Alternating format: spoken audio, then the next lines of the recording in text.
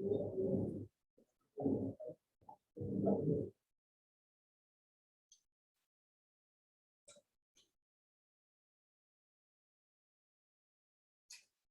Heading डालो मॉलिक्युलरिटी of reaction, या सिर्फ मॉलिक्युलरिटी लिख दो।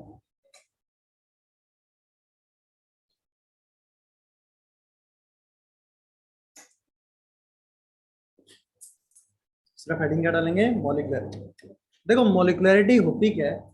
कितने रिएक्टेंट के मॉलिक्यूल्स आपस में कोलाइड करके ट्रांजिशन स्टेट बनाते हैं, उसको क्या बोलते हैं हम? मॉलिक्युलरिटी ऑफ रिएक्शन। ठीक है, तो देखो उसमें पहला मतलब 3 4 5 पॉइंट लिखेंगे ना।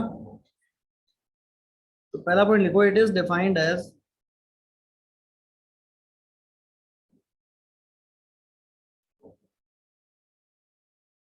Number of reactant molecules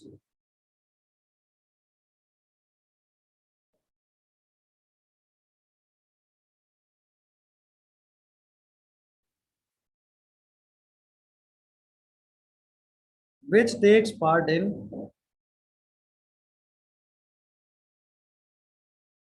effective collision। अच्छा, इफेक्टिव कोलिजन कौन सा होता है?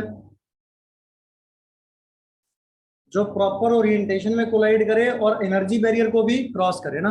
मतलब जो ओरिएंटेशन बैरियर एनर्जी बैरियर दोनों क्रॉस कर रहे होंगे वही कोलिजन कौन से होंगे? Effective collision. तो जितने मॉलिक्यूल्स इफेक्टिव कोलिजन में रिएक्टेंट के पार्टिसिपेट कर रहे हैं वही क्या होगी? उसकी मॉलिक्युलरिटी होगी ना। अब देखो और क्या बोल सकते हैं, it can also be defined as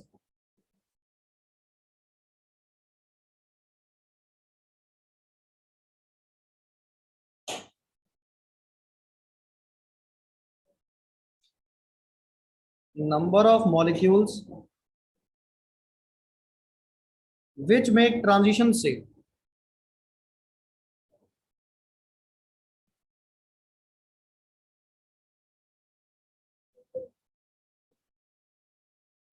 कि जितने मॉलिक्यूल मिलकर ट्रांजिशन स्टेट बनाते हैं उसको क्या बोलते हैं हम? मॉलिक्युलरिटी। अच्छा एक बात बताओ, कभी मॉलिक्युलरिटी जीरो हो सकती है क्या? क्या कभी नेगेटिव हो सकती है क्या? कभी फ्रैक्शन? ऐसा पॉसिबल नहीं है। मॉलिक्युलरिटी हमेशा क्या रही होगी? इंटीजर, 1 2 3 4 ऐसा ही रहा होगा। ठीक है, तो लिखो इसमें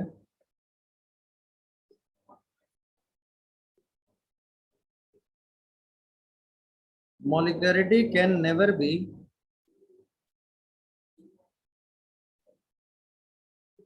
जीरो और negative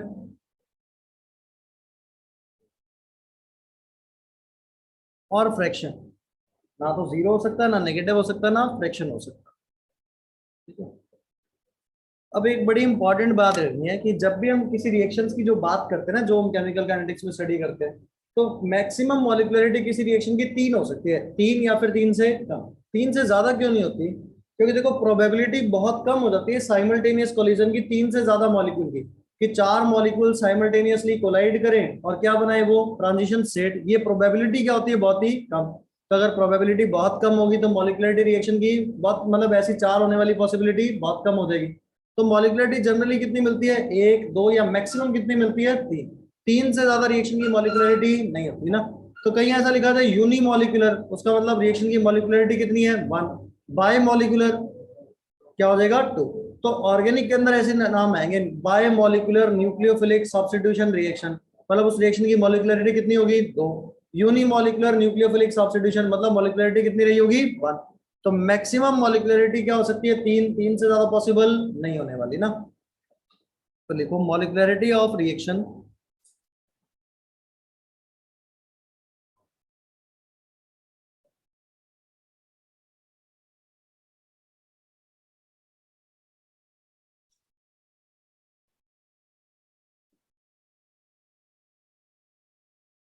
is less than or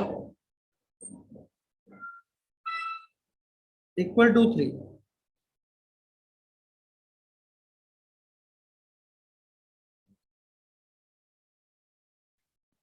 because molecularity because probability लिखना था।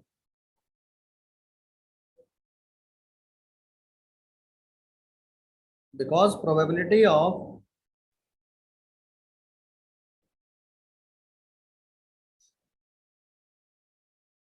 simultaneous collision of फोर और मोर मॉलिक्यूल्स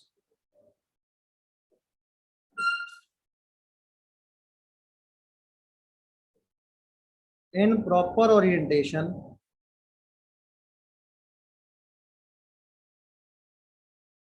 is very less। कि चार या चार से ज्यादा मॉलिक्यूल्स प्रॉपर ओरिएंटेशन में कोलाइड करें, उसकी प्रोबेबिलिटी क्या होती है, बहुत ही कम होती है ना। ठीक है, तो ये देखो, ये लिखा भी मिलेगा तुम्हें स्टेटमेंट के अंदर किसी में ना, कि बताओ कि प्रोबेबिलिटी क्यों कम, उसकी मतलब मॉलिक्युलरिटी क्यों तीन से ज्यादा पॉसिबल नहीं हो सकती, क्योंकि साइमल्टेनियस कॉलिजन होने की प्रोबेबिलिटी क्या हो जाती है, कम हो जाती है। अब मॉलिक्युलरिटी ऑफ रिएक्शन, फिर से दो तरह की रिएक्शन हमने पढ़ी थी, एक एलिमेंट्री और एक कौन सी, कॉम्प्लेक्स। तो बात करते हैं एलिमेंट्री रिएक्शन की मॉलिक्युलरिटी, कॉम्प्लेक्स की मॉलिक्युलरिटी कैसे डिफाइन करें ना। तो इसमें सब पार्ट ये elementary reaction.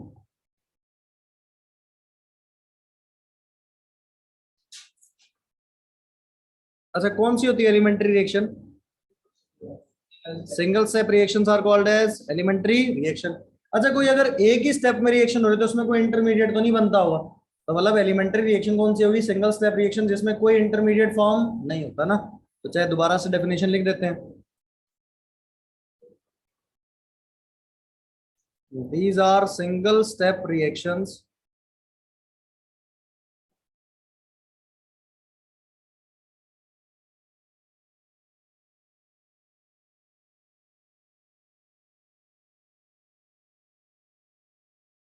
without formation of intermediate।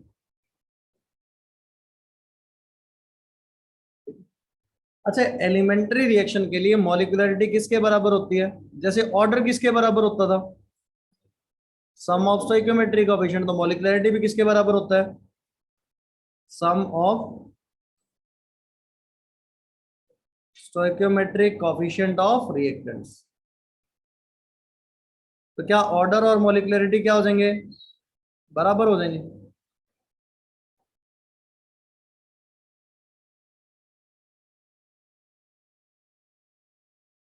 ठीक है, तो ये सिर्फ एलिमेंट्री रिएक्शन के लिए हम अप्लाई कर देंगे ना।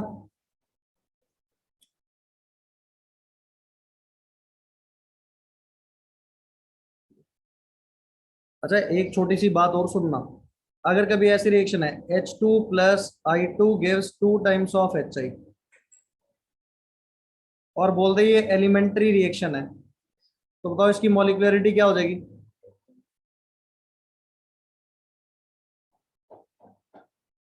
मॉलिक्युलरिटी किसके बराबर, देखो अगर किसी भी एलिमेंट्री रिएक्शन को अगर किसी कॉफिशिएंट से मल्टीप्लाई कर देना, कोई क्या, मैं तो ऐसे लिखूंगा 2H2 plus 2I2 gives 4 times of HI, तो ये एलिमेंट्री रिएक्शन ही नहीं है। अगर हमने किसी भी एलिमेंट्री रिएक्शन के कॉफिशिएंट चेंज कर दिए किसी नंबर से मल्टीप्लाई करके, फिर वो रिएक्शन एलिमेंट्री नहीं बोलेंगे ना उसको। क्यों नहीं बोलेंगे, क्योंकि ऐसा एक्चुअल में हुआ थोड़ा ना हुआ, कोलाइड तो कौन कर रहा था, एक H2 का मॉलिक्यूल और एक I2 का, तो मॉलिक्युलरिटी आनी कितनी चाहिए थी, दो। ऐसे तो किसी भी नंबर से मल्टीप्लाई करता तो मॉलिक्युलरिटी तो बढ़ती जाएगी। ये कितनी होगी, चार, कोई क्या मैं तीन से मल्टीप्लाई करूंगा, कितनी छह, कोई क्या मैं चार से मल्टीप्लाई करूंगा, कुछ भी कर सकता है। तो बस ये ध्यान रखना कि एलिमेंट्री रिएक्शन जो गिवन है उसके अंदर कोई कॉफिशिएंट को मल्टीप्लाई नहीं करना ना, मतलब किसी नंबर से मल्टीप्लाई नहीं करना। अगर मल्टीप्लाई कर दिया फिर बोलेंगे वो रिएक्शन एलिमेंट्री बची नहीं। अगर एलिमेंट्री नहीं बची तो ऑर्डर और ये सम ऑफ स्टोइकियोमेट्री, मॉलिक्युलरिटी और सम ऑफ स्टोइकियोमेट्री कोएफिशिएंट वाली बात चलेगी नहीं, तो फिर लिखना ही नहीं उसको। ठीक है, देख लो इसको।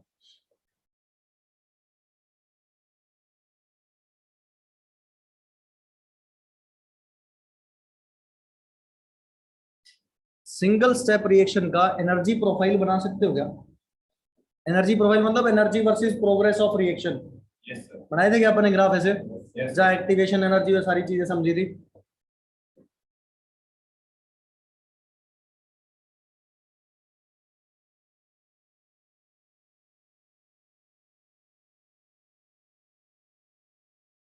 इसका एनर्जी प्रोफाइल बना के बताओ।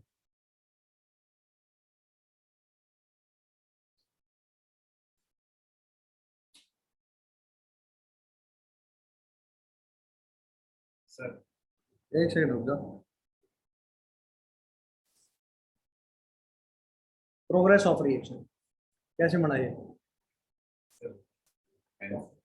क्यों ऐसे ही क्यों बना। सर ऐसा सर है, ऐसा ई ऑफ रिएक्ट, ये क्या था, ये भी सही है। ये सर ये गलत है सर, इसके क्यों? अंदर प्रोडक्ट का ज्यादा है सर वो। क्या? ये ये क्या होता है? Activation energy. Yes sir. Product की होती है एक्टिवेशन एनर्जी। वीडियो। तो फिर कैसे सोचा तूने ये बात कि यही बनना चाहिए कॉपी में से देख के? Yes sir. अच्छा, एक और बताओ, क्या डेल्टा एच इसका कैसा है? तो मतलब रिएक्टेंट की एनर्जी क्या रही होगी? ज्यादा। प्रोडक्ट की एनर्जी क्या रही होगी? कम। यही करना है अपने को। देखो, जब भी सिंगल स्टेप रिएक्शन होगी तो एक ही स्टेप बनाना, सीधा रिएक्टेंट से प्रोडक्ट, कोई इंटरमीडिएट शो नहीं करना ना। तो यहाँ आर की जगह क्या लिख देंगे? ए। और ये ऊपर क्या बनी हुई है? ट्रांजिशन से। तो इसको बोलते हैं एनर्जी प्रोफाइल। ये जो ग्राफ बनाते हैं ना, इसको क्या बोलते हैं? It is called as energy profile. मतलब energy versus progress of reaction. अच्छा, प्रोग्रेस ऑफ रिएक्शन को रिएक्शन कोऑर्डिनेट भी लिख दे तो भी डरना नहीं है, एक ही बात है। ये जो पी ओ आर लिखा है, क्या चीज है? Progress of reaction. अगर यहाँ पे ऐसा भी लिख देना, और रिएक्शन कोऑर्डिनेट, सेम ही बात है। मतलब रिएक्शन प्रोसीड कर रही है, आगे चलती जा रही है। पी ओ आर मतलब प्रोग्रेस ऑफ रिएक्शन। और इसी को क्या बोल सकते हैं? रिएक्शन कोऑर्डिनेट भी बोला जा सकता है ना। अच्छा, इस रिएक्शन की मॉलिक्युलरिटी बताओ। अगर एलिमेंट्री रिएक्शन है तो मॉलिक्युलरिटी क्या होगी इसकी? 1। और किसी भी रिएक्शन की अगर मॉलिक्युलरिटी 1 आ गई तो ऐसी रिएक्शन को क्या बोलते हैं? It is called as. अगर सर दी हुई फ्रैक्शन में है तो फ्रैक्शन। रिएक्शन बैलेंसिंग में फ्रैक्शन आता है? क्या सर? जब रिएक्शन बैलेंस करते हैं फ्रैक्शन लगा सकते हैं क्या? लगा सकते हैं? नहीं लगाते ना, वो हम छोड़ देते हैं क्योंकि अपन मोलर रेशो की बात कर रहे होते हैं ना। ठीक है, हम रिएक्शन ऐसा लिख तो देते हैं, CH4 मान लो, कुछ भी ऐसे लिख दिया, A+5/2 टाइम्स ऑफ B, कुछ भी रिएक्शन बन रही है ना। पर एक्चुअल में बैलेंसिंग में तो पूरे को 2 से मल्टीप्लाई करते हैं क्या? समझ आती है तुम्हें बात? ये बैलेंसिंग में सिंपल होल नंबर रेशो रखते हैं ना। अगर मॉलिक्युलरिटी 1 हुई किसी रिएक्शन तो उसको क्या बोलोगे? Unimolecular reaction. अगर मॉलिक्युलरिटी 2 हुई तो बाय मॉलिक्यूलर। ये छोटे छोटे से टर्म्स हैं, याद रखना ना, बाय मॉलिक्यूलर रिएक्शन।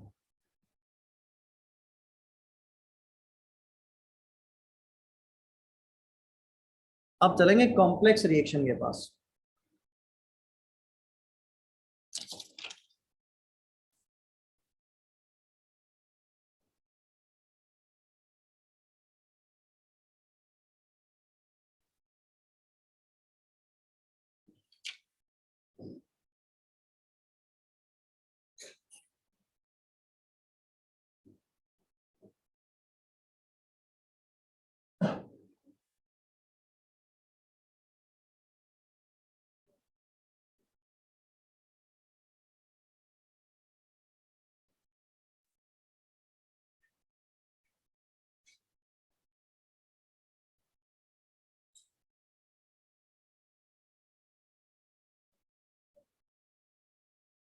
देख लिया क्या? चल रहे हैं? चलो, अब ये थी एलिमेंट्री की सारी कहानी ना। अब लिखो complex reaction.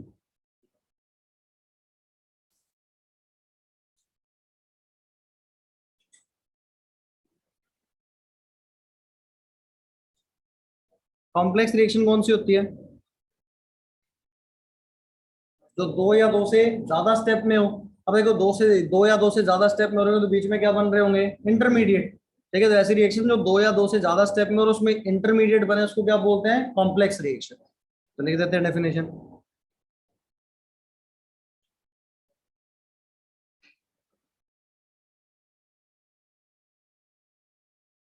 Reaction which proceeds in 2 or more steps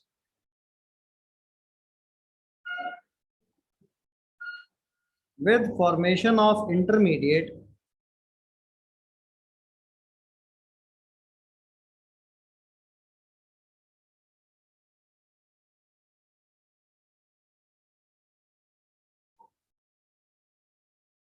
is called as complex reaction. अब देखो, कॉम्प्लेक्स रिएक्शन का एनर्जी प्रोफाइल बनाना बड़ा इंपॉर्टेंट है। पहले एनर्जी प्रोफाइल सीखते हैं, फिर लिखेंगे इसकी मॉलिक्युलरिटी क्या होगी ना। ठीक है, जस्ट ध्यान से देखना। एग्जाम्पल लेते हैं कोई reaction A plus B gives C plus B, और रिएक्शन ले लिया हमने डेल्टा एच पॉजिटिव, पहले एक्सोथर्मिक मानी थी ना, आप कैसी मान लेते हैं, एंडोथर्मिक। अच्छा कोई कॉम्प्लेक्स रिएक्शन होगी तो उसका मैकेनिज्म होगा क्या, उसका क्या लिख दिया आपने, मैकेनिज्म। क्या था पहला स्टेप क्या है इसमें, ए किस में कन्वर्ट हुआ, ई में, और दूसरे स्टेप में क्या हुआ, ये बी और ई आपस में कंबाइन करे और इसने क्या बना दिया, सी प्लस। सही है। अच्छा अब यहाँ पे कौन इंटरमीडिएट रहा होगा, ई। देखो कभी भी अपने को मैकेनिज्म गिवन होना तो मैकेनिज्म देख के एक चीज बता सकते हैं कि रिएक्शन का रेट डिटरमाइनिंग स्टेप कौन सा होगा, गिवन होता है अपने को ना, रिएक्शन का क्या गिवन होता है, रेट डिटरमाइनिंग स्टेप। पूरी ऑर्गेनिक केमिस्ट्री में ना हमेशा लिखेंगे रेट किस स्टेप पे डिपेंड करता है, रेट कौन से स्टेप पे डिपेंड, तो अपने को पता होना चाहिए कि रेट किस चीज पे डिपेंड करता है। मान लो मैंने ये बता दिया कि जो पहला स्टेप है, अब इस चैप्टर में तो गिवन होगा, क्या बोलेगा उसको, आरडीएस। आरडीएस इसका मतलब क्या होगा, रेट डिटरमाइनिंग स्टेप।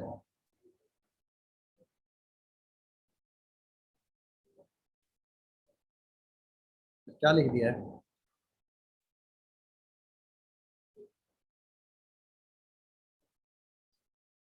सही लिखा है क्या, चलो जो भी लिखा है। ये कैसा होता है, एक स्लो स्टेप होता है ना, रेट डिटरमाइनिंग स्टेप कैसा होता है, स्लो स्टेप। अब एक चीज रट लेना कि रेट डिटरमाइनिंग स्टेप का पीक जो होगा ना एनर्जी में, वो सबसे ऊपर होगा। एक बात देखना, जो रेट डिटरमाइन कर रहा होगा तो उसकी ट्रांजिशन स्टेट बहुत ज्यादा अनस्टेबल रही होगी क्या, क्योंकि वो उसी टाइम किस में कन्वर्ट हो रहा होगा, वापस इंटरमीडिएट में या फिर प्रोडक्ट के अंदर। तो अगर कोई चीज बहुत ज्यादा अनस्टेबल होगी, उसकी एनर्जी बहुत ज्यादा होगी, पोटेंशियल एनर्जी, तो वापस क्या होगा, वो नीचे आ जाएगा ना। अब सुनना एक बार बात, यहाँ पे इंटरमीडिएट बताओ कौन है इसके अंदर,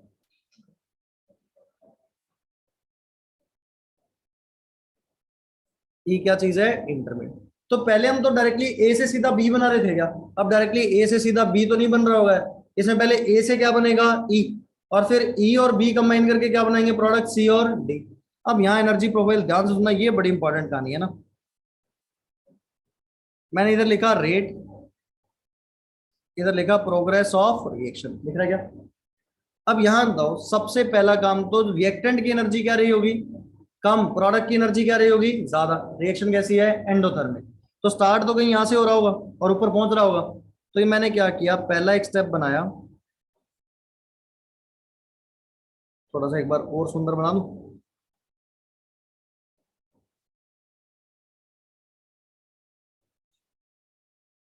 अब ध्यान से सुनते चलना भी, यहां पे स्टार्टिंग में क्या प्रेजेंट था, ए प्लस, ये क्या बना यहाँ पे ऊपर, पहले ट्रांजिशन स्टेट वन बनी क्या, तो ये जो ए से ई बन रहा होगा, इस रिएक्शन की भी तो कोई ट्रांजिशन स्टेट रही होगी। अब जैसे ही ये प्रोडक्ट बना तो इससे प्रोडक्ट क्या बन गया, ई बन गया, क्या इंटरमीडिएट बना। और बी तो पहले से प्रेजेंट था, ई प्लस बी आपस में कंबाइन कर और फाइनल प्रोडक्ट क्या आ गया, सी प्लस डी। ये कौन सा हो गया, ट्रांजिशन स्टेट टू होगी क्या, ये क्या होगी, ट्रांजिशन स्टेट टू। अच्छा इस रिएक्शन का डेल्टा एच समझाओ कौन सा रहा होगा,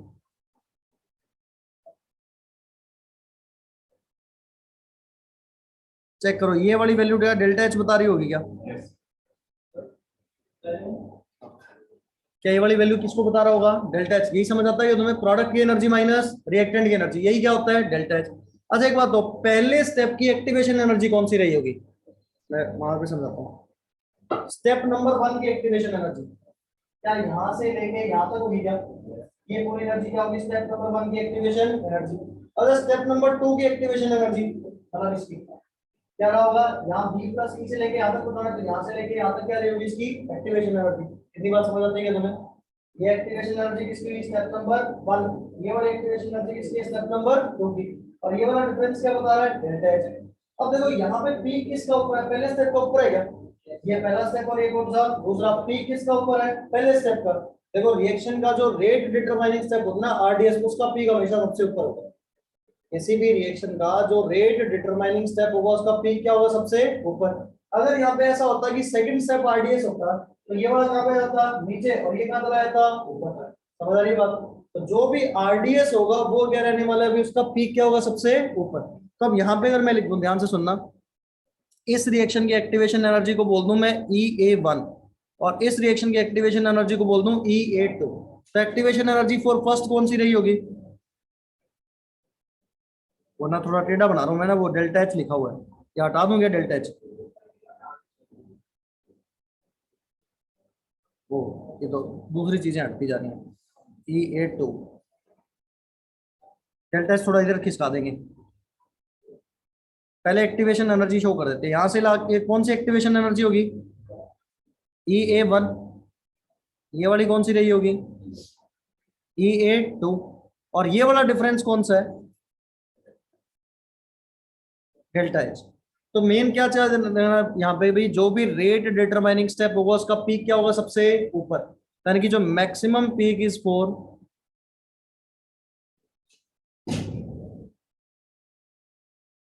अच्छा तीन स्टेप होते तो क्या तीन बार ऐसे बनते क्या, तीन ट्रांजिशन स्टेट, तीन स्टेप होते तो तीन बार क्या बनता, ट्रांजिशन स्टेट, वे transition state one, transition state two, transition state three, याद रह जाएगी बातें। अब ऐसे खूब सारे क्वेश्चन मिलेंगे तुम्हें कंपेयर करवाने पे ना, ऐसे ग्राफ दे देगा ये दे दिया ऊपर मैकेनिज्म दे देगा, और ये एक्टिवेशन एनर्जी शो नहीं करेगा, कहेगा बताओ E A1 ज्यादा है या E A2 ज्यादा है, तो इसमें कौन सी ज्यादा आ रही है, E A1 ज्यादा है किससे, E A2 से। डेल्टा एच पूछ लेगा बताओ रिएक्शन एक्सोथर्मिक है एंडोथर्मिक है, एंडोथर्मिक, डेल्टा एच कैसा आएगा इसका पॉजिटिव, क्योंकि C+D प्रोडक्ट की एनर्जी A+B से क्या है ज्यादा। अच्छा ये दे के पूछ लेगा कितने स्टेप है इसमें, दो स्टेप है, पूछ लेगा रेट डिटरमाइनिंग स्टेप कौन सा है, पहला स्टेप, पहला स्टेप क्या है इसमें, रेट डिटरमाइनिंग स्टेप। तो एक बार यहां तक बनाओ फिर आगे बात करते हैं।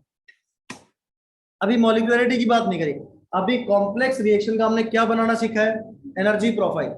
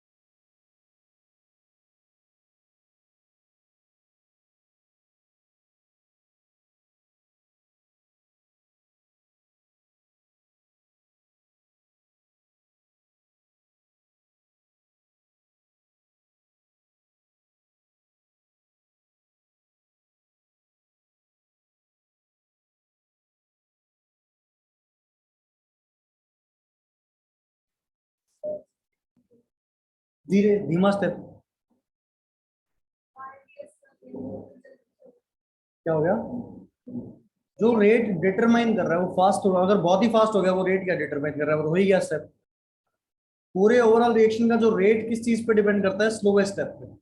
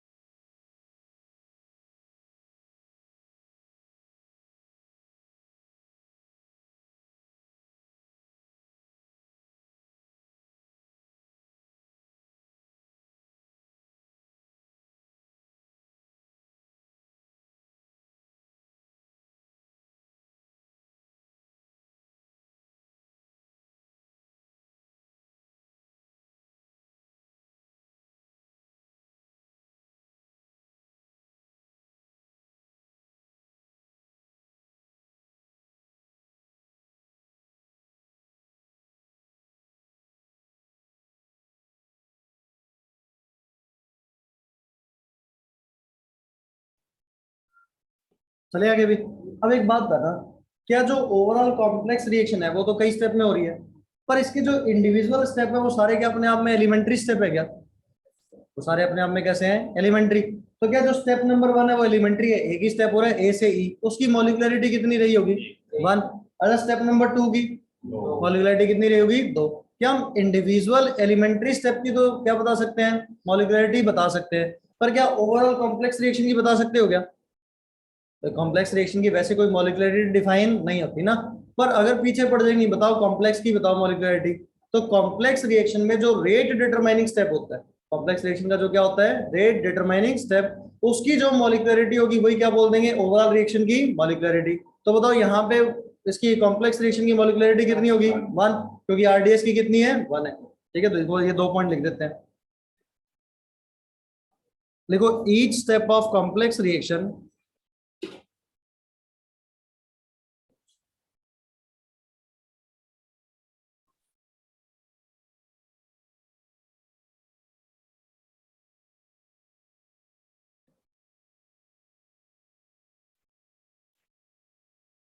Is elementary.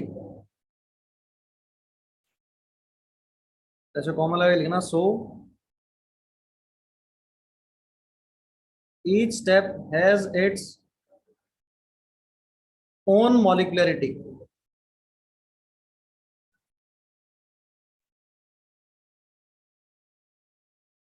तो हर स्टेप की अपनी क्या होगी? एक मॉलिक्युलरिटी होगी ना।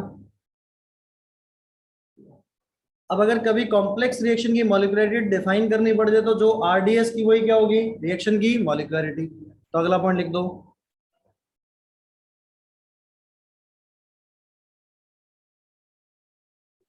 If we have to define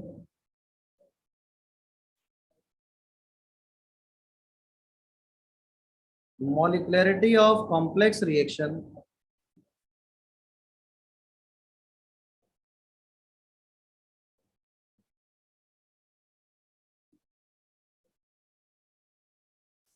then molecularity of RDS is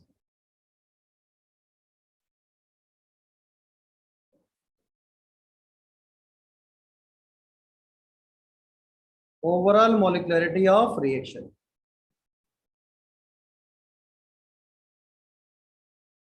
तो जो कॉम्प्लेक्स रिएक्शन की मॉलिक्युलरिटी होगी वो किस पे डिपेंड करेगी? फिर आरडीएस पे ना। जो आरडीएस है उसकी मॉलिक्युलरिटी लिख दो, वही आंसर हो जाएगा। तो ये हमने कहानी किसके लिए पढ़ी? Effect of temperature. और इफेक्ट ऑफ टेम्परेचर में जो ओरिएंटेशन बैरियर और कौन सा लिखा था हमने? Energy barrier. उसी से एक चीज कौन सी डिफाइन कर ली? मॉलिक्युलरिटी ऑफ रिएक्शन। तो बोर्ड में एक सवाल आता है, डिफरेंस बिटवीन ऑर्डर एंड मॉलिक्युलरिटी। तो पहली चीज तो क्या लिखोगे? कि दोनों की डेफिनेशन। दूसरी डिफरेंशिएट क्या लिख सकते हो? Order is experimentally determined quantity. और एलिमेंट्री रिएक्शन में डायरेक्टली क्या लिख सकते हो तुम? मॉलिक्युलरिटी बता सकते हो। फिर order positive, negative, zero, fraction कुछ भी हो सकता है, पर मॉलिक्युलरिटी सिर्फ क्या होगा? Positive integer. ध्यान रखिए बात है सारी। तो ये 2-3 पॉइंट डिफरेंशिएट के लिखे जा सकते हैं ना। तो ये कहानी होगी इफेक्ट ऑफ टेम्परेचर। एक कौन सा था? Effect of concentration. दूसरा क्या पढ़ा? Effect of temperature. अब पढ़ेंगे इफेक्ट ऑफ कैटलिस्ट।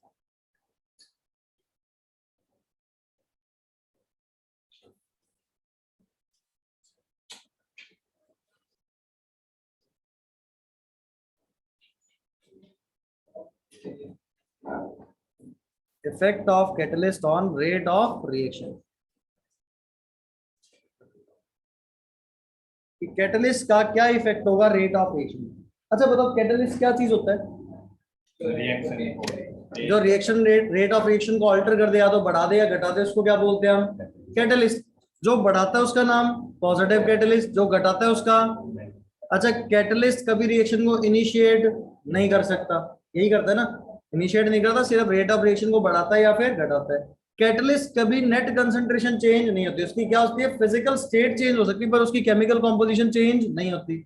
अच्छा, और हमने खूब सारी बातें लिखी हुई केमिकल इक्विलिब्रियम में ना। कैटलिस्ट रिवर्सिबल रिएक्शन में जितना फॉरवर्ड रिएक्शन को बढ़ाएगा उतना ही बैकवर्ड को, क्या एक्सटेंट क्या रहा होगा? सेम। अगर फॉरवर्ड को बढ़ाएगा तो बैकवर्ड को भी बढ़ाएगा, फॉरवर्ड को घटाएगा तो बैकवर्ड को भी घटाएगा, और एक्सटेंट भी क्या रहा होगा? सेम।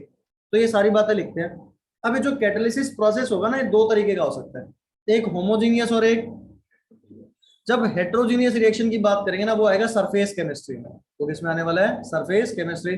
वहां हम बात करते हैं एडजॉर्प्शन की ना, वहां किसकी बात होती है? एडजॉर्प्शन कि एक सरफेस प्रोवाइड कराता है कैटलिस्ट, उस पे गैसेज आके एडजॉर्ब होती है, आपस में रिएक्ट करके चली जाती है, ठीक है, तो वो तो सरफेस प्रोवाइड करा रहा है। पर यहाँ जो हम बात करेंगे वो किसकी बात करेंगे? होमोजीनियस कैटालिसिस की ना।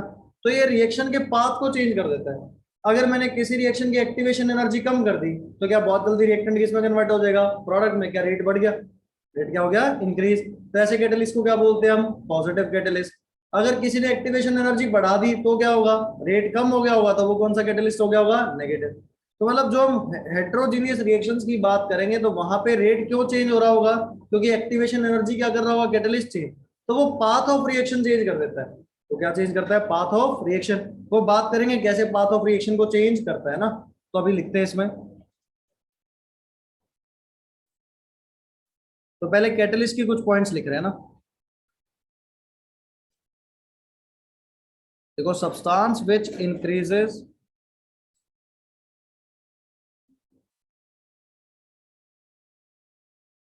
rate of reaction is called as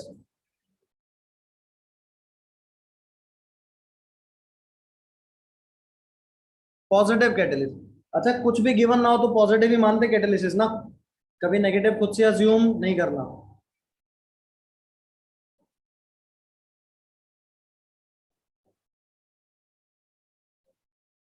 और अगला पॉइंट देखो, सब्सटेंस विच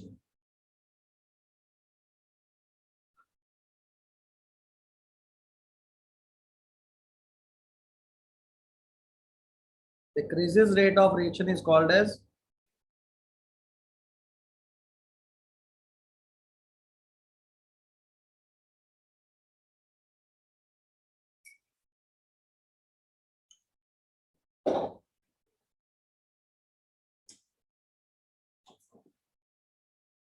अगला लिखो, catalyst does not start or initiate the reaction। कि ना तो ये रिएक्शन को स्टार्ट करता और ना ही क्या करता? इनिशिएट।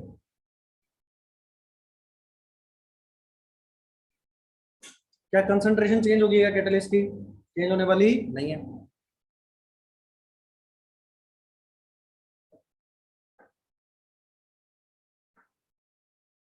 तो देखो, नेट कंसंट्रेशन ऑफ कैटलिस्ट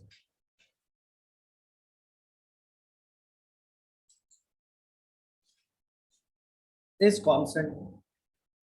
क्या रिवर्सिबल वाला लिखवाऊं क्या? क्या याद रह जाएगा पुराना लिखा हुआ केमिकल इक्विलिब्रियम वाला? क्या लिखना चाहोगे दोबारा? लिखो फिर।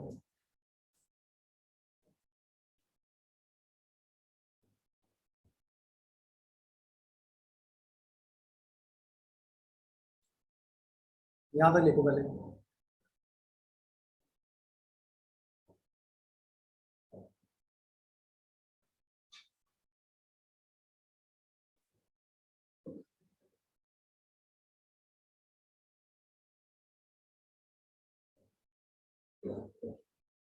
लिख लिया क्या? चलो अगला पॉइंट लिखो।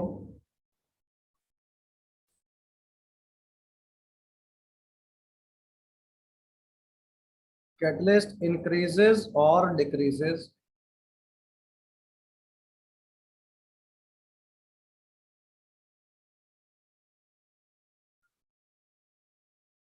rate of forward and backward reaction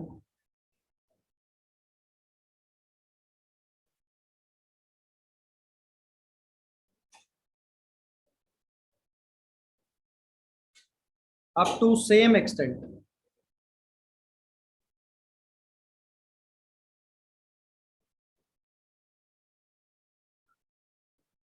extend क्या होने वाला है? सेम। अगर फॉरवर्ड को 2 टाइम्स इंक्रीज किया तो बैकवर्ड को भी 2 टाइम्स ही क्या करेगा? इंक्रीज ना। Catalyst does not effect equilibrium state.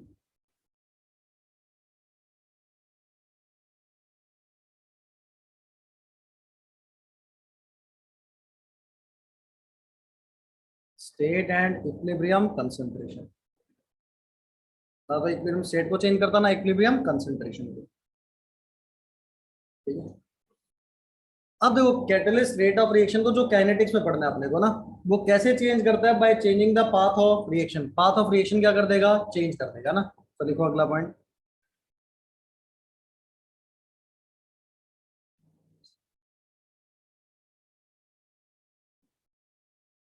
Catalyst increases the, short form लिखते हैं rate of reaction, R O are,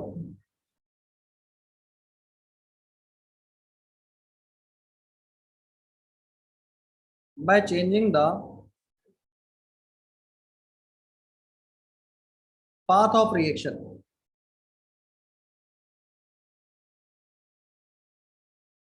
so that less, so that positive catalyst लिख रहे हैं, इंक्रीज लिख ही दिया,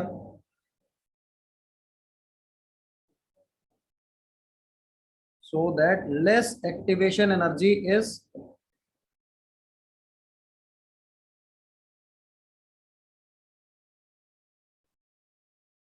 required for न्यू पाथ। नए पाथ के लिए क्या चाहिए अपने को, लेस एक्टिवेशन क्या चाहिए, एनर्जी चाहिए ना। ठीक है, तो ये कहानी किसकी चल रही है, पॉजिटिव कैटलिस्ट की ना, क्योंकि बढ़ा रहा है तो कौन सा कैटलिस्ट है, पॉजिटिव। और मैंने कहा था कुछ भी नहीं लिखा हो तो कौन सा मानना है, पॉजिटिव। अब सुनना एक बार बात, मान लो रिएक्शन थी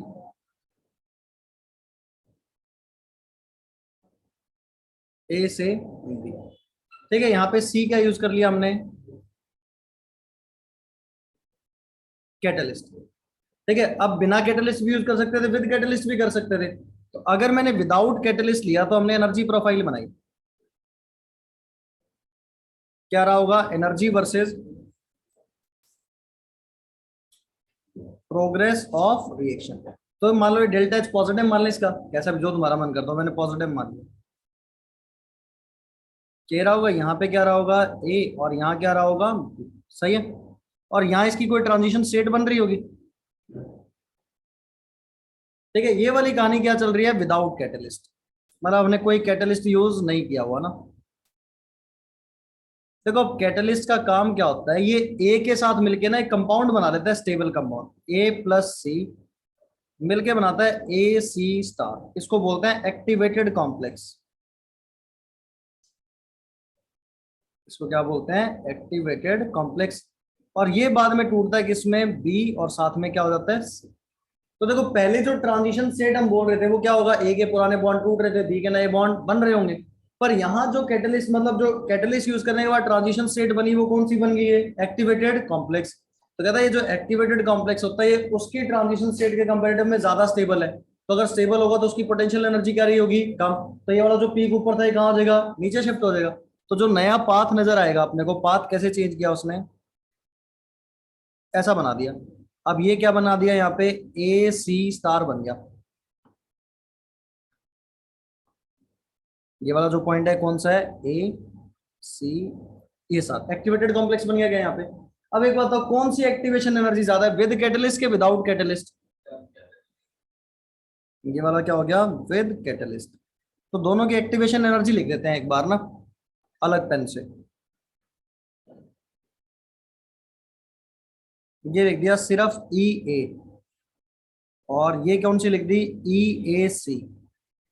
ई ए क्या चीज है, एक्टिवेशन एनर्जी, क्या विदाउट कैटलिस्ट वाली है क्या ये, ठीक है, विदाउट कैटलिस्ट। और ई ए सी क्या चीज है, एक्टिवेशन एनर्जी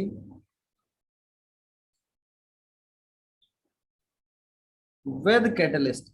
अच्छा डायग्राम में देख के बताओ, इसमें प्रोफाइल में, एनर्जी प्रोफाइल में कौन सी वैल्यू ज्यादा है, ई ए ज्यादा है और ई ए सी क्या है, कम है, ऐसा ही है क्या। अच्छा एक बात तो, रेट कांस्टेंट वाला रिलेशन पता है क्या तुम्हें, K is equal to A E to the power minus of E A divided by R T. अच्छा जिसकी एक्टिवेशन एनर्जी ज्यादा होगी उसका रेट कांस्टेंट कम रहा होगा क्या, उसका रेट कांस्टेंट क्या रहा होगा, कम। तो क्या यहाँ पे अगर रेट कांस्टेंट की बात करें तो K की वैल्यू कम रही होगी, K C की वैल्यू क्या रही होगी, ज्यादा। अच्छा देखो जिसका रेट कांस्टेंट ज्यादा उसका रेट भी क्या हो जाएगा, ज्यादा होगा। तो क्या केसी वाला विद कैटलिस्ट का रेट कांस्टेंट ज्यादा है तो उसका रेट भी क्या रहा होगा, ज्यादा। क्या कैटलिस्ट ने रेट ऑफ रिएक्शन बढ़ा दिया क्या, तो मतलब अगर पॉजिटिव कैटलिस्ट की बात करें तो उसने पाथ चेंज करके रिएक्शन की एक्टिवेशन एनर्जी को क्या कर दिया, कम।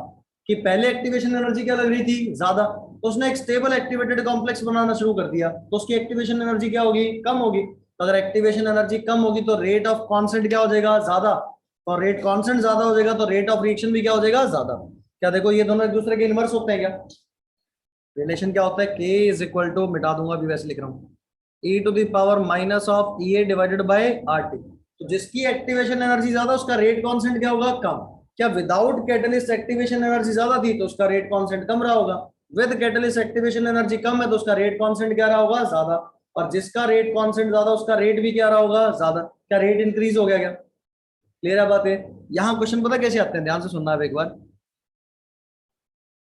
क्या क्वेश्चन बोलेगा कि हमने क्या किया, पहले रिएक्शन थी विदाउट कैटलिस्ट, कहता जब हमने क्या किया विद कैटलिस्ट यूज किया तो activation energy decreases by 2 kilo calorie. Decreases by क्या हो गया, 2 किलो कैलोरी। अच्छा, डिक्रीज हो रही है तो ई ए माइनस ई ए सी की वैल्यू गिवन है क्या, क्या गिवन है, E A minus E A सी, ये वैल्यू आ गई तुम्हारे पास। मैं लिखवा ही देता हूँ, पहले ये नोट करो फिर क्वेश्चन ही लिख लेंगे, है ना। वो रैंडम डाटा है, सॉल्व नहीं करेंगे, तरीका लिख लेंगे कि वैसा क्वेश्चन आ रहे तो कैसे करेंगे ना। लिखवा ही दूंगा, एक बार ये लिखो। ये पॉजिटिव कैटलिस्ट की कहानी है भाई, अभी नेगेटिव भी बना देते हैं।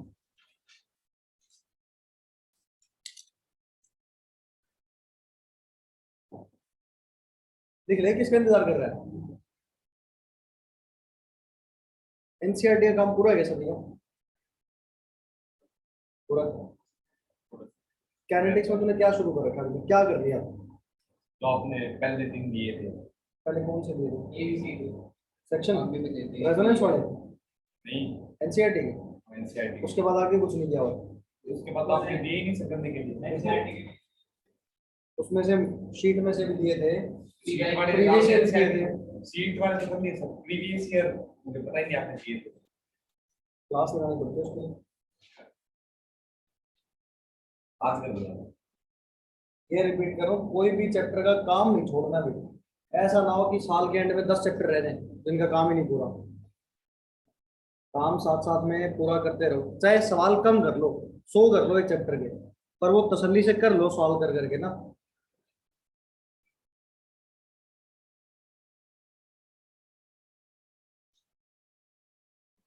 तो तुम्हारी कॉपी चेक करनी शुरू करनी पड़ेगी ऐसा। यस तू रोज पिटेगा फिर।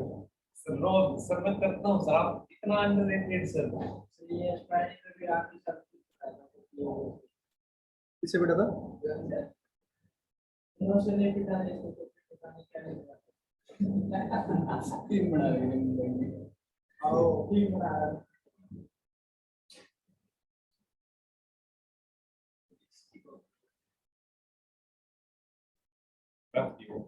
तो टीम के चक्कर में तो फेल हुआ है, तो पैसे लगाता आईपीएल गया, तो टीम क्यों बनाता है। सर वो मैं नहीं बना रही थी सर, वो मेरे दोस्त ने बनाई थी ना, कॉपी थी सर। तो तेरा दोस्त पैसे लगाता है, वो स्कूल का था सर दोस्त, वो मुझे नहीं पता सर, लगाता है। तुम आपस में लगाते हो। ऑप्शन नहीं सर इस बार, ऑप्शन हो रहा था ना इसलिए बोल रहे थे बना रही थी सर। मैच मूच में पैसे तो नहीं लगाता तुम। नो सर, नो सर, इतनी बात तो करना ड्रीम इलेवन पे लगाता हो। No sir.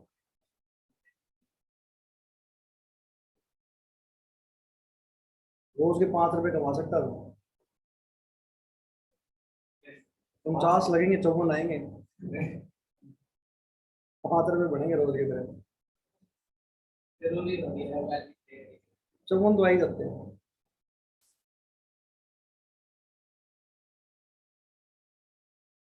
ये काम शुरू कर देना, 50 आईडी बना ले, रोज के 250 हो गए तेरे।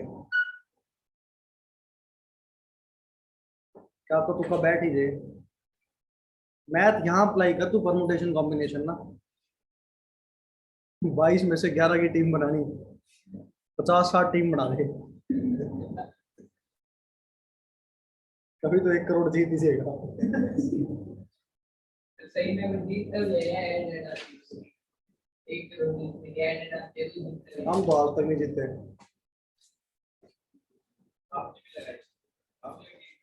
मैं तो 49 रोज 5 रुपए कमा लेता था पहले, फिक्स थे अपने 5 शाम क्या को। करोगे आज? क्या हो गया, आज मुझे क्या अब तो टीवी यहाँ आ गया, अब कौन से मैथ का ही गड़बड़ा तो उतरवा के यहाँ लगवा दिया। अब मैच देखते ही नहीं सर आप? फोन में देख लो सर।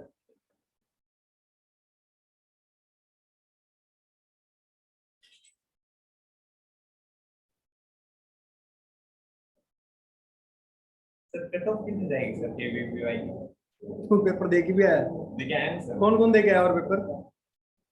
अच्छा कैसा हुआ पेपर? कुछ भी नहीं आता था तो?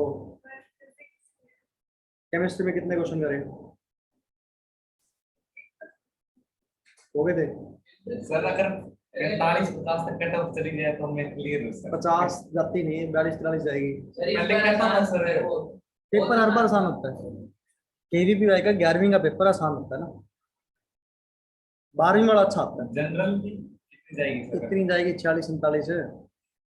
46-47 हो जाएगा मेरा क्या? 50 एक हो जाएगा। तू नंबर जोड़े ना, तेरे 20 बनेंगे। सर नंबर जोड़े जब तो बन रहे हैं सर। नंबर थोड़े किसमें से पेपर कर मिला है। पेपर नहीं मिला, फिर घर पे जाके ऐसे देखे ऑनलाइन वगैरह। अरे जो जो याद थे उनको तो देखिए भाई। उसमें ना ऑर्गेनिक का पार्ट ज्यादा आता है केमिस्ट्री में ना, तो जीओसी जिसको याद होगा वो कुछ क्वेश्चन कर पाया होगा। रिएक्शन मैकेनिज्म में थोड़ी सी दिक्कत हो रही होगी। नहीं तो थोड़े मैंने कह दिए। एक ही सवाल आया हुआ था बस। वो ऑर्गेनिक का एक तो नहीं था सर। सर बहुत सारे बहुत सारे थे सर। सर 5-7 ले हो गया। एक थर्मोडायनेमिक्स का ग्राफ बनाना था, टेम्परेचर। तुमने सॉल्व करे एंड तक आंसर आ रहे थे? वैसे तो एक तो 11वीं की केवीपी है ना, बहुत ज्यादा टफ सवाल नहीं आते सॉल्व करने वाले, मतलब हल्के हल्के से सवाल आते हैं। सर बायो ने बताया सर, तो मैं कल 11वीं एक परफेक्ट मौका होता है केवीपी क्लियर करने का। 12वीं का तो बढ़िया पेपर आता है, मतलब वो अच्छा पेपर होता है। और केमिस्ट्री नहीं होती, केमिस्ट्री आसान होती है। सर बायो नहीं आसान लगे। बायो के साथ थी सर। तो बायो तो 10वीं तक की आती है ना। पर बायो टोटल कितने आ जाएंगे अंदाजा? सारे तुक्के? मेरे सारे तो चेक कैसे करे वो? नेट पे आके? अरे तुम्हें क्वेश्चन भी याद रह गए? अच्छा यार तो बाहर निकल के नहीं याद रहते। चलो एक नेगेटिव कैटलिस्ट की और बात कर ले।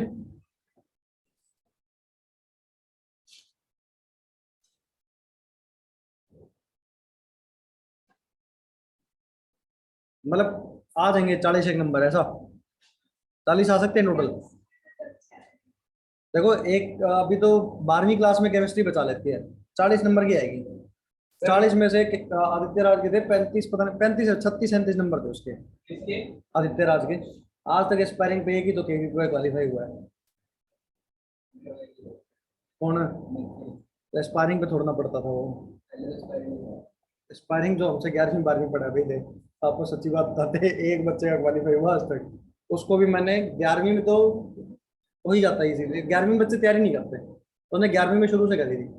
और 12वीं में स्टार्टिंग में उसको बायो करवानी शुरू कर दी थी, क्योंकि मैथ छोड़, मैथ बस की नहीं है, केमिस्ट्री और बायो 2 सब्जेक्ट करता है, तो भी हो गया।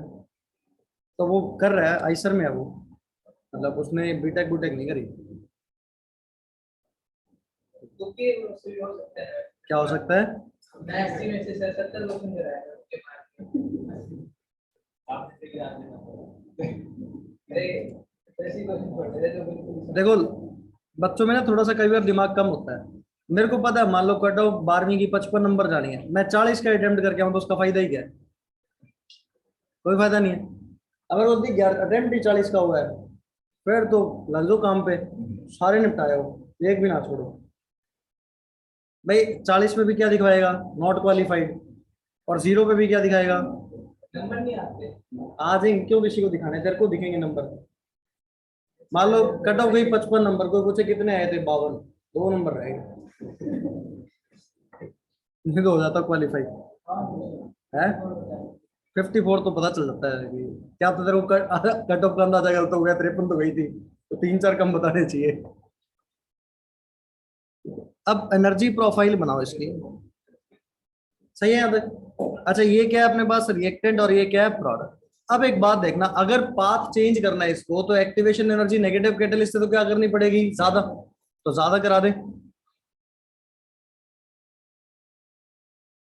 अच्छा, रिएक्टेंट प्रोडक्ट की एनर्जी के साथ छेड़छाड़ नहीं करेगा, वो एनर्जीज क्या रही हैं, सेम है ना।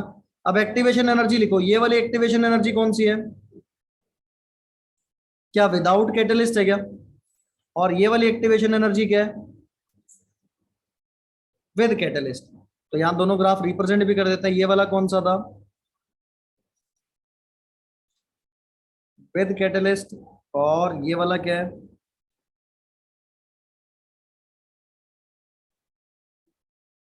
Without catalyst.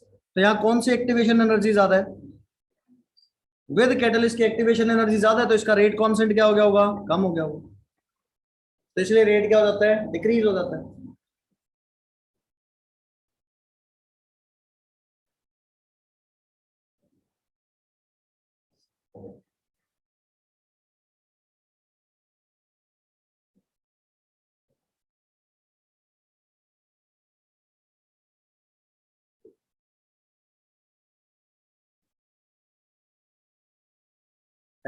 कुछ भी लिख रहा हूँ रैंडम डाटा ना, सॉल्व नहीं करेंगे।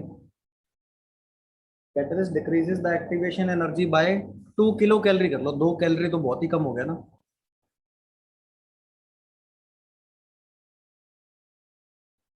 Eight 300 kelvin.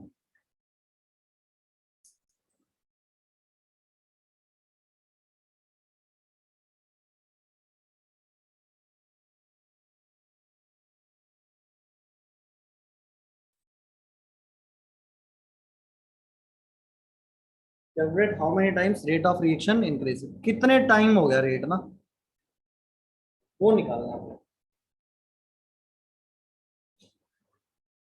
ये बना लो, क्वेश्चन नोट करो, फिर मैं एक्सप्रेशन बता देता हूँ कैसे सॉल्व करना है इसको ना। वैसे तुम दिमाग लगाओगे क्या करना है, तुम्हें लगता है कुछ कर सकते हो, 2 बार अरेनियस इक्वेशन ही तो लगानी है और डिवाइड करना है। बताओ, ऐसी बात समझ आती है तुम्हें। चलो मैं बताता हूँ, एक बार क्वेश्चन लिखो, एक्सप्रेशन बना के छोड़ो, ये सॉल्व नहीं करना ना इसको, पहले गंदी सी कैलकुलेशन कुछ बनाई, मैंने रैंडम लिख दिया कुछ भी ना।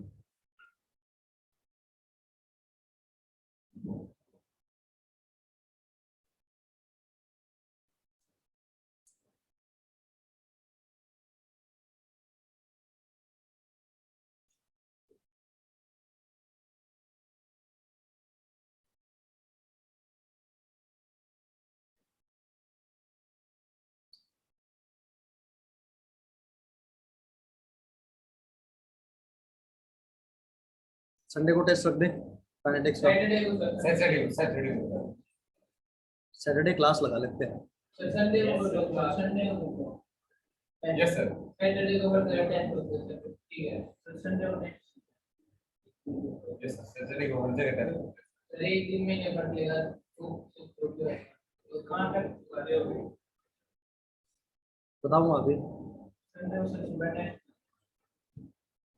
मतलब छुट्टी नहीं करते कोई भी दिन, जिस दिन वो होगा ना, मतलब टेस्ट होगा उस दिन क्लास में रहेंगे बस। ये संडे को टेस्ट कर लो, संडे को टेस्ट रख देते हैं, फिजिक्स केमिस्ट्री दोनों का कंबाइन बना देते हैं, इसका ना है सर, फिजिक्स और केमिस्ट्री दोनों का। शाम में लेना फिजिक्स में कौन सा टॉपिक है, वो तो पूछ लेंगे सर से, जो भी इनका चल रहा हो। सही है, संडे संडे टेस्ट रख देते हैं, yes sir. Monday to Friday class, Sunday test, हाँ मंडे टू सैटरडे क्लासेस और संडे टेस्ट, डन है फिर। चलो अभी बात करते हैं विदाउट कैटलिस्ट की।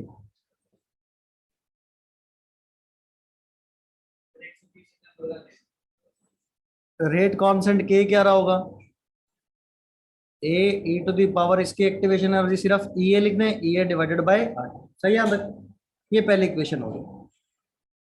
फिर लिखते हैं विद कैटलिस्ट, विद कैटलिस्ट का रेट कांस्टेंट के सी लिख दें क्या, A E to the power minus of, दूसरी इक्वेशन होगी क्या। अच्छा मेरे को निकालना क्या है, कितने टाइम्स रेट बढ़ गया, तो मतलब ये विद कैटलिस्ट बढ़ेगा, रेट ज्यादा रहा होगा क्या, 2 डिवाइडेड बाय 1 कर दें क्या, क्या कर देते हैं, इक्वेशन 2 डिवाइडेड बाय इक्वेशन 1, तो क्या हो गया, K C divided by K is equal to क्या रहा होगा, e to the power minus of E A C by R T divided by e to the power minus of E A divided by R T. सही है यहाँ तक। अच्छा ये ई की पावर नीचे से ऊपर जाके प्लस हो गया, हुआ क्या, क्या 1 बाय आर टी तो कॉमन आ जाएगा, K C by K is equal to E to the power, ध्यान से देखना, 1/RT आ गया कॉमन, क्या बच गया, ई ए माइनस क्या हो गया, ई एस। बताओ कोई परेशानी इसमें? अब इसको थोड़ा सा ना ये ln ऑफ के सी बाय के लिख दूं, थोड़ा आसान हो जाएगा। तो ये बताओ ई ए माइनस ई ए सी कितना गिवन है, 2 किलो कैलोरी गिवन है क्या, मतलब कितना गिवन है, 2000 कैलोरी, डिवाइडेड बाय आर की वैल्यू कितनी, 2 और टेम्परेचर कितना 300। इसने इसको मार दिया, 10/3 हो गया क्या। तो ln ऑफ के सी बाय के, ये रैंडम डाटा लिख दिया मैंने 10/3। क्या यहाँ से लॉग निकाल सकते हो भाई, लॉग ऑफ के सी बाय के, क्या फिर एंटी लॉग से के सी बाय के की वैल्यू आ जाएगी, तो वो उतने टाइम से इंक्रीज हो गया होगा। एंटी लॉग निकालना आता है तो कम मार सकते होगे, ठीक है, बस ऐसे ही सवाल करना है, बस सॉल्व यहाँ लिख दूं ऐसे, सॉल्व फॉर के सी डिवाइडेड बाय के। तो वो तो अगर डाटा ठीक ठाक सा होता तो क्या आपका आंसर भी अच्छा बन जाता। मान लो 2.303 के मल्टीपल में कुछ होता, वो कैंसिल आउट हो जाता, लॉग की वैल्यू ऐसे कुछ बन जाती, यहाँ पे उधर कुछ आया था 0.8 कुछ करके ना, क्या आया था 0.9 कर लो मान लो, तो वो किसकी वैल्यू होती है, log 8 की वैल्यू होती है। तो दोनों उसको लिख देते, log ऑफ 8 लिख देते, तो कितने टाइम्स इंक्रीज हो जाता, 8 टाइम्स। ये भी समझा देता हूँ, ये कईयों को तो इसमें भी परेशानी होगी। मैं देखो, अगर ऐसा दिखा दे log ऑफ के C by K is equal to 0.9, तो 0.9 को क्या लिख सकते हो, log ऑफ 8 लिख सकते हो क्या, क्योंकि log 8 क्या होगा, 2 की पावर 3, 3 आ गया, log 2 की वैल्यू 0.3, 3 इंटू 0.3 0.9, तो ये क्या बन गया, log ऑफ के सी डिवाइडेड बाय के, क्या log से log कैंसिल हो गया क्या, तो के सी बाय के 8 के बराबर, तो मतलब रेट कितने टाइम इंक्रीज हो गया, 8 टाइम। कर सकते हैं ऐसा, बोलो तो कैलकुलेशन पे डिपेंड करेगा, मैंने एक्स्ट्रा कैलकुलेशन के लिए लिख दिया, ऐसा आते तो वो कर सकते हैं ना, तो वो तो डाटा जब बनाएगा तो आसान बना लेगा। लिख लो इसको,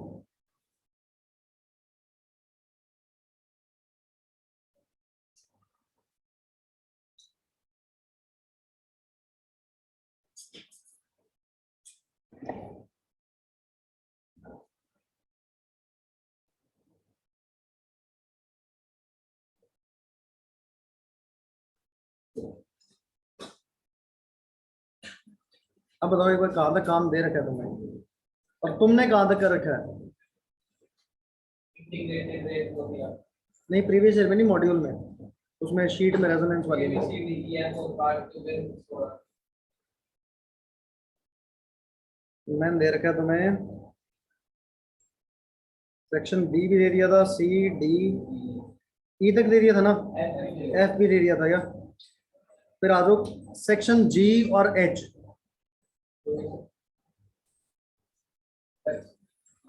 ये नोट कर लिया सभी ने, काम लिख लो, सेक्शन जी सेक्शन एच,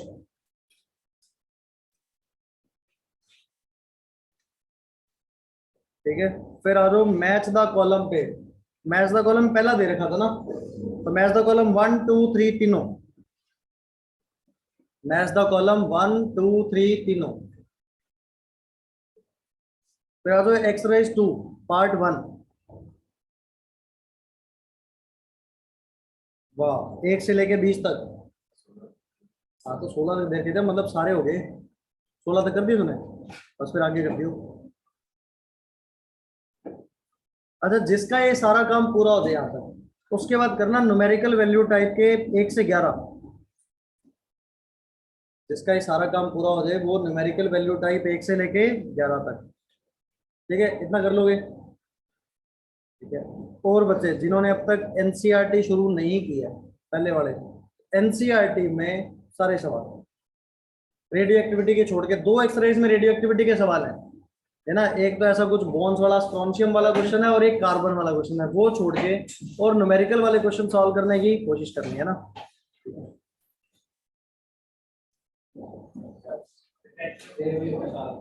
क्या कह रहे हैं, कंसंट्रेशन रखता है।